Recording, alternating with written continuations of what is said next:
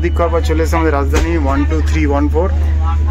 Seat কনফিগারেশনও দেখে নিন। আপার এটা খুললে মিডিল, এটা লোয়ার, এদিকে 3 6টা, আর এইদিকে হচ্ছে একটা আপার আর একই লোয়ার। তো আমার আবার আরএসি, এই আরএসিতেই বসতে হবে, বসে যেতে হবে। টিকিট তার কনফার্ম হলো না, 13 অবধি চলে এসেছিলো, বাট আনলাকি 13 থেকে গেল, আর হলো না। তো যে দেখলেন সকালবেলা যাত্রা শুরু করেছিলাম হরিদ্বার থেকে 12056 দেরাদুন নিউ দিল্লি জনশতাব্দীতে, আর এসে পৌঁছালাম হচ্ছে কি 11টা 15-তে নিউ দিল্লিতে। নিউ দিল্লি থেকে রয়েছে 12314 রাজধানী, তাতে করে চলে যাবো হচ্ছে কি একদম Sealdah. End to end journey রয়েছে। তো টিকিট তো কনফার্ম হলো, আনলাকি 13 আটকে গেল।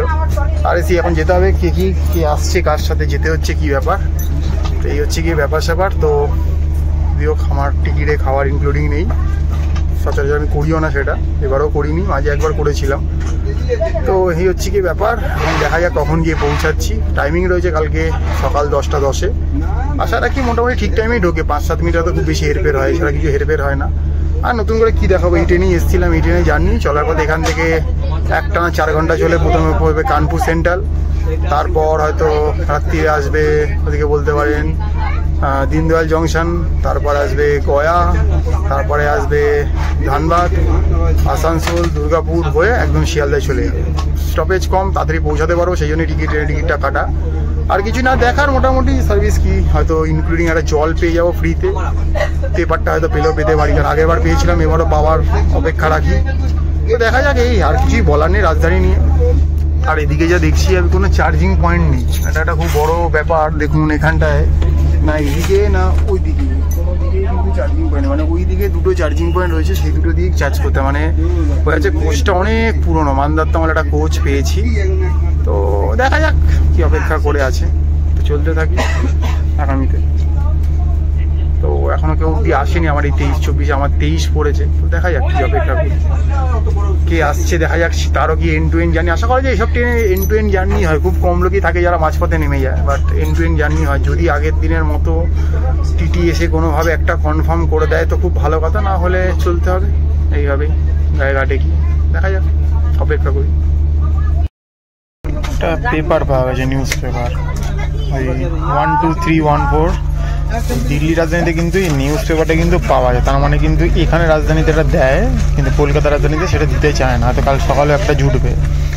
তো ট্রেন ছাড়তে এখনও মিনিট 15 বাকি আছে ঘড়িতে, 4:15 বাজে। তো যাক, একটা কিছু প্রাপ্তি ঘটলো। ঘড়িতে 4:32, ট্রেন ছেড়ে দিল আমাদের নিউ দিল্লি থেকে শিয়ালদার পথে। আর এদিকে দাঁড়িয়ে রয়েছে হাওড়া নিউ দিল্লি রাজধানী। তো দুটো রাজধানী ছাড়ে প্রত্যেক দিনই।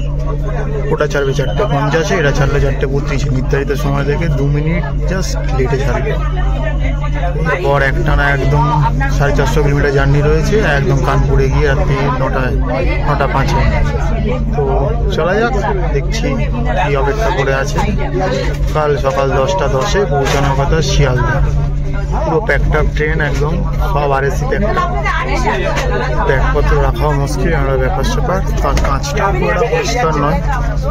তো দেখা যাক কি দেখানো যায়, নতুন করে দেখানোর কিছু নেই, চলতে থাকি, যে অপেক্ষা করা যায় তাই হবে। চলছে আমাদের রাজধানী 12314 নিউ দিল্লি টু শিয়ালদা। মোটামুটি 1500 কিলোমিটার একটা জার্নি শুরু হলো। কাল সকালে গিয়ে পৌঁছাবো একদম নিজের গন্তব্যস্থানে। আজ থেকে 13 দিন আগে যে ট্যুরটা শুরু হয়েছিল সেটা আজকে পরিসমাপ্তির পথে আর কি, মানে আগামীকাল আর কি। দেখা যাক কি অপেক্ষা করে আছে। ফুল ট্রেন প্যাকটা দেখায়। তো চলছে আমাদের রাজধানী।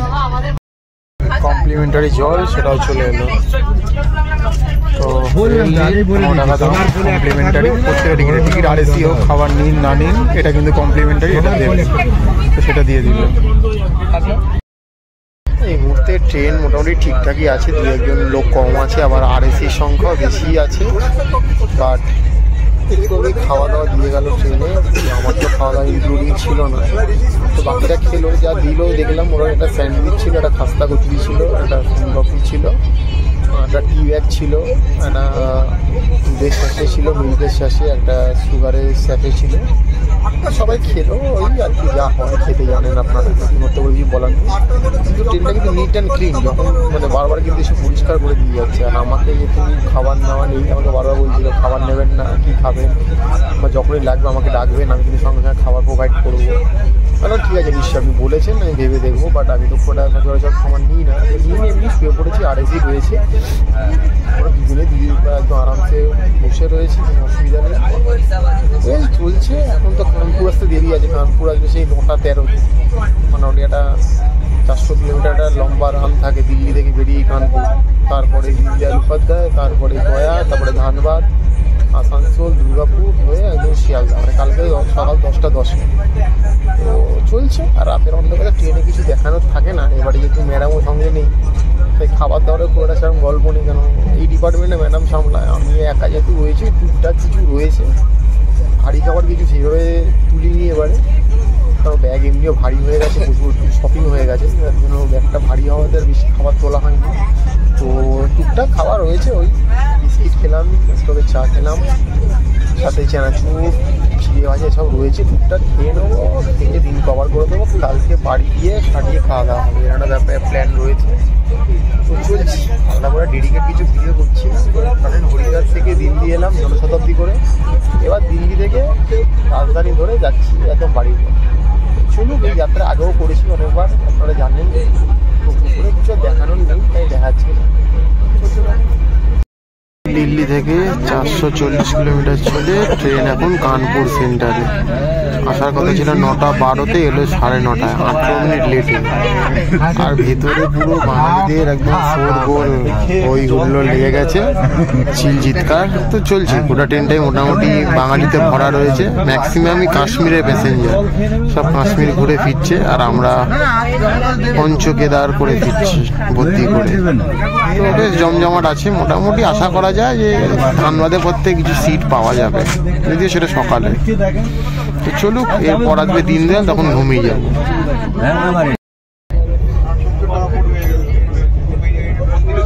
Hello, good morning. সকাল 6টার সময় মোটামুটি ধানবাদ এলো, 6:15-তে।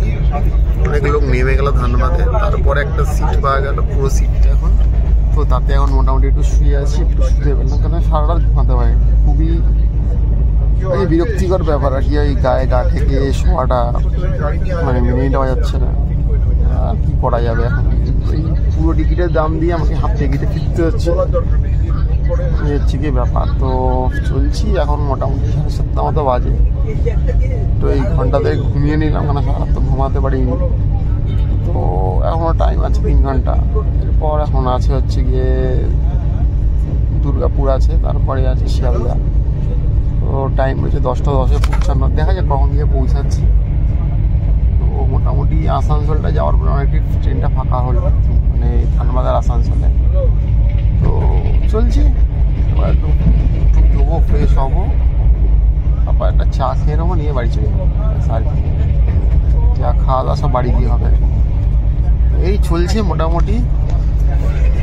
1 2 3 1 4 নিউ দিল্লি টু শিয়ালদা রাজধানীতে যাত্রা। এমনি ট্রেন মোটামুটি ঠিকই আছে। আর এসি এত ঠান্ডা, মানে প্রত্যেকে বিরক্ত গিয়েছে ঠান্ডা নিয়ে। আর খাওয়ার নিয়ে সবাই বিরক্ত, রাত্রে ম্যাক্সিমাম লোকই খাবার খায়নি, ফেলে দিয়েছে। তো মানে ওই খাবারের জায়গাতেই রয়েছে, বাকি ট্রেন ঠিকই আছে। চলছি মোটামুটি। দিল্লি থেকে চলে আমাদের ট্রেন 1293 কিলোমিটার পথ অতিক্রম করে চলে এলো দুর্গাপুর, পশ্চিমবঙ্গের।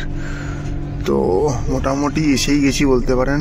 আর ম্যাক্সিমাম ওই বলতে পারেন 200 কিলোমিটার মতো বাকি রয়েছে আমাদের পৌঁছাতে শিয়ালদা।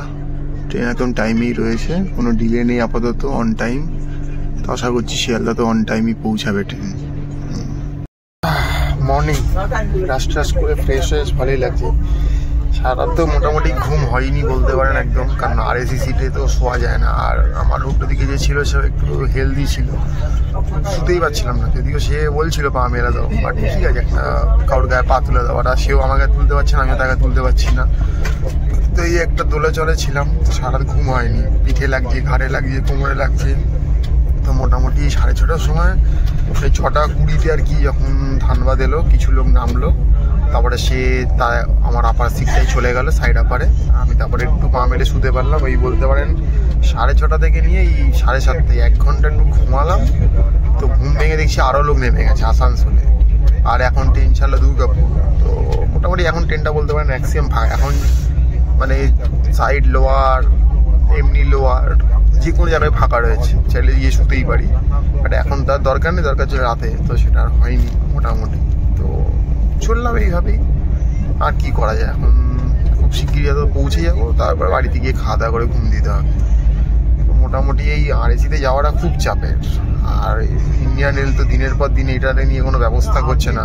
ফুল টাকা দিচ্ছে, কিন্তু যাচ্ছি আমি হাফ, সব কিছু শেয়ার করতে হবে, চাদর বালিশ সবই, কিন্তু টাকাটা দিতে হবে ফুল আমাকে। আবার রাজধানীর মধ্যে ট্রেনে ডাইনামিক ফেয়ারে, মানে যে এখন টিকিটটার ভাড়া আপ ডাউন করছে। তো বুঝতেই পারছেন, আগামী দিন আপনারা যদি প্রতিবাদ করেন তো ভালো। আমি তো প্রত্যেকবারই একটা মেল ঢুকে দিই যে কেন এইভাবে চলবে দিনের পর দিন। তো দেখা যাক আগামীতে কি অপেক্ষা করে আছে, এটা পাল্টায় কিনা। এই একটা নতুন রুলস এসছে যে 4 মাসের জায়গায় 2 মাসে টিকিট কাটতে হবে, এটা অনেক বেটার। 4 মাস ধরে টাকাটা আটকে রাখাটা কোনো মানেই হয় না। আর সবসময় এমন অবস্থা যে 4 মাস আগে আপনার পক্ষে সবসময় 4 মাসকে প্ল্যান করা সম্ভব না। আমি কোথায় যাবেন কি যাবেন, আপনার তো খুব শর্ট টাইমে একটা প্ল্যান হতে পারে বা দরকার পড়তে পারে, তখন আপনি কী করবেন। তো এটা একটা ভালো লক্ষণ। যদি আরএসিটাকেও দেখে তো খুব ভালো হয়। তো দেখা যাক কি, যেমন তৎকালের পয়সা এখন শুনছি নাকি ফেরত দেওয়া হয় কিছুটা, তৎকাল টিকিট ক্যান্সেল করেছে, আগে ছিল না। তো কিছু কিছু পদক্ষেপ রেল ভালো নিয়েছে। এবার এই আরএসিটা নিয়ে কবে রেল ভাববে জানা নেই। আপনারা যদি যারা আরএসিতে যাচ্ছেন তারা যদি একটু মেল ঠেল করেন তাহলে কি সম্ভব, কারণ একা একজন বললে তো সম্ভব নয়। এই হচ্ছে গিয়ে ব্যাপার, অপেক্ষায় থাকি কি ওয়েট করে আছে। মোটামুটি আশা করছি 10টা 10-এ টাইমিং। এই মোটামুটি 1495 কিলোমিটার, মানে 1500 কিলোমিটারই ধরতে পারেন যে পৌঁছে দেওয়ার জন্য রেল টাইমে রয়েছে।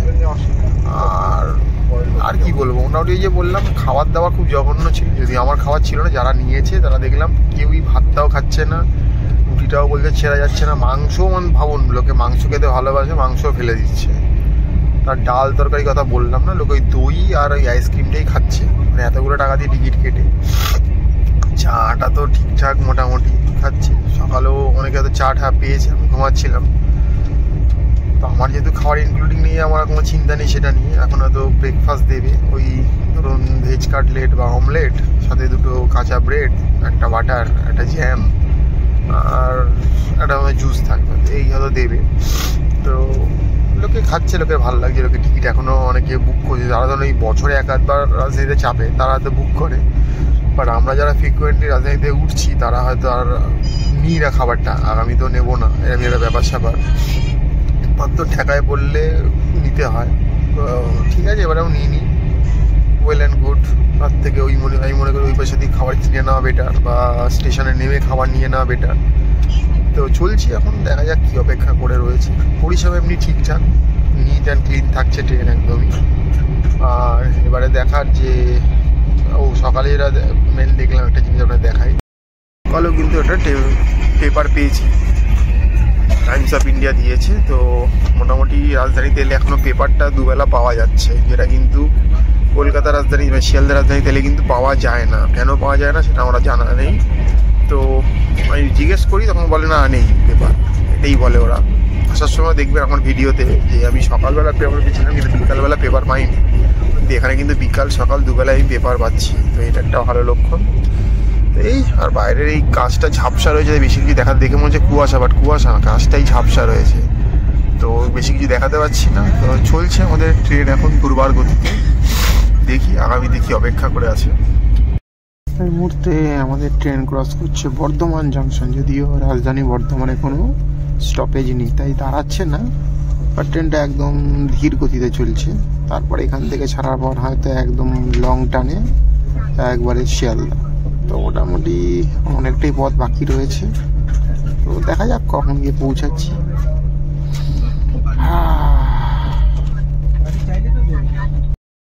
দেখতে পাচ্ছেন গঙ্গার ওপর দিয়ে যাচ্ছি বালি ব্রিজ, আর এইখানে যে টিকিট দেখতে পাবেন যে আজ কালী পুজোর দিন, মা ভবতারিণীর মন্দির, তার সাথে শিব মন্দিরগুলো দেখতে পাওয়া যাচ্ছে। মোটামুটি কালী পুজোর দিন বাড়ি পৌঁছাচ্ছি। বেরিয়ে পড়েছিলাম লক্ষ্মী পুজোর পরে, আর বাড়ি ঢুকছি কালী পুজোর দিন। একটা 13-14 দিনের একটা লং ট্যুর ছিল, সম্পন্ন করে আজ বাড়ি ফিরছি। মা ভবতারিণীর মন্দির মোটামুটি ট্রেন টাইমেই আছে, আর কিছুক্ষণের মধ্যেই হয়তো শিয়ালদা ঢুকিয়ে দেবে আমাদের ট্রেন। একদম দেখে নিন কালী পুজোর দিন মা ভবতারিণীর মন্দির। যদি আপনারা এই ভিডিওটা অনেক পরে দেখছেন, যদিও যখন দেখছেন তখন অলরেডি কালী পুজো শেষ হয়ে গেছে, বাট যখন ঘটনাটা ঘটছে তখন কালী পুজো চলছে, ব্যাপারটা এটাই। ঘড়িতে এখন 10টা বাজে, ট্রেনটা অনেকটা বিফোর টাইমে ছিল, বাট দমদমের আউটারে এসে মোটামুটি 15 মিনিট ওপর দাঁড়িয়ে থাকলো। প্রত্যেকটা পাবলিক বিরক্ত, কারণ সবাইকে আবার লোকাল ট্রেন ধরে বিভিন্ন জায়গায় যেতে হবে, কারণ ম্যাক্সিমাম লোক তার শিয়ালদার প্যাসেঞ্জার নয়। তো 15 মিনিট দাঁড়িয়ে থাকার পরে 10টা বাজতে ট্রেনটা আবার ছাড়লো শিয়ালদার উদ্দেশ্যে। এবারে হয়তো 10 মিনিটে ঢুকিয়ে দেয়, মানে টাইম বিফোর এসছে, বিফোরে ঢুকিয়ে দে, তা না দাঁড় করিয়ে সময় নষ্ট করলো, নয় এতক্ষণ হয়তো বাড়ি পৌঁছে যেতে একটা ব্যাপার স্যাপার। তো চলি, ওই 10টা 10-এ আর কি ঢোকাবে একটা মনোভাব নিয়ে ট্রেনটা চলছে এখন। এই মুহূর্তে দমদম ক্রস করছে। এই দেখছেন 12 নম্বর প্ল্যাটফর্মে চলে এলাম। এই 12 নম্বর থেকে শুরু হয়েছিল আমাদের যাত্রা পঞ্চকেদার বদ্রীনাথের উদ্দেশ্যে। সেই 12 নম্বর প্ল্যাটফর্মে এসে সেই রাজধানীতে শেষ হলো, মানে 1, 2, 3, 1, 3-তে শুরু হয়েছিল, আর 1, 2, 3, 1, 4-এ এসে শেষ হলো। এই ছিল মোটামুটি যাত্রা। ডেডিকেটেড ভিডিও কিছু আর করলাম না, কারণ যেহেতু রাজধানী ভিডিও প্রচুর রয়েছে আমার চ্যানেলে, তাই আর নতুন করে কিছু করলাম না। তো মোটামুটি 10টা 10-এ আসার কথা ছিল, 10টা 17-তে এসছে, 7 মিনিট লেট করলো। ওই দমদমের ওখানে যতক্ষণ না দাঁড়িয়ে থাকতো তাহলে হয়তো ট্রেনটা আরও আগে ঢুকে যেতে পারতো। এই ছিল যাত্রা। তো পঞ্চকেদার আর বদ্রীনাথের যাত্রা শেষ হলো। তো আগামীতে ফিরবো আবার কোনো নতুন সফর নিয়ে। দেখতে থাকুন, সঙ্গে থাকুন, ম্যাপে লাইক করুন, শেয়ার করুন, সাবস্ক্রাইব করুন, আর ভিডিওগুলো ভালো ভালো করে শেয়ার করে দিন, যাতে আপনার বা আপনারই চেনা পরিচিত কারোর কাজে লাগতে পারে। টাটা।